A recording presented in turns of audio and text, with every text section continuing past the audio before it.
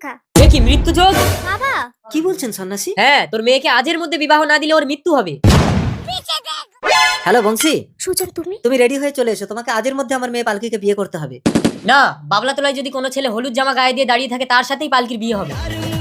পালকি চল, বাবলা তোলায় হলুদ জামা গায়ে দেওয়া যে ছেলেকে পাবো আমি তার সাথে তোর বিয়ে দেবো, তাই বলে ওই ভিখারির বাচ্চা সুজনের সাথে আমি তোর বিয়ে দেবো না। চল। বংশী, তাড়াতাড়ি হলুদ জামাটা খুলে দিয়ে আমি গায়ে দেবো, পালকির বাবা আসছে।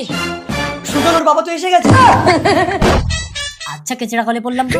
ভাই তুই আবার বিয়েটা করে নিস না জানো? না না, যদি খুব জোর করে তাহলে বিয়েটা করে নিয়ে বউ তোকে দিয়ে দেবো।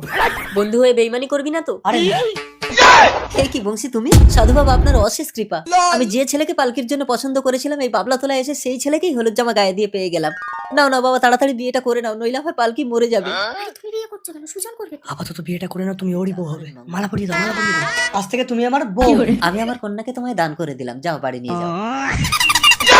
আরে পিছু ডাকছেন কেন? আপনি তাহলে আসেন। ঠিক আছে বাবা। কি হলো বংশী, দরজা বন্ধ করছো কেন? তুমিই তো বলেছিলে বিয়ে করে আমাকে সুজনের হাতে তুলে দেবে। এগ্রিমেন্টটা তো তাই হয়েছে। এ কি সুজন তুমি এখানে?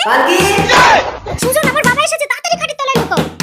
কালকে তোমার বাবা আসুন। ভালো আছে বাবা? খুব বাইগা। পালকি আমার একমাত্র মেয়ে, এ বাড়িতে তোমাদের আর থাকতে হবে না। চলো তোমরা আমার রাজপ্রাসাদে থাকবে, এ বাড়ি চিরদিনের মতো তালা দিয়ে বন্ধ করে দাও। ভালোই হলো। বাবা বলছি কি আমরা এখানে থাকলে ভালো হতো না? বেশি কথা বলিস না পালকি, তোর বিপদ এখনো কাটেনি। চল। টাটা। সারা বন্ধু হয়ে বেইমানি করলি, আমাকে চিরকালের মতো ঘরে আটকে দিয়ে বউটাকে নিয়ে পালালি। পরবর্তী অংশ দেখার জন্য কমেন্ট করুন।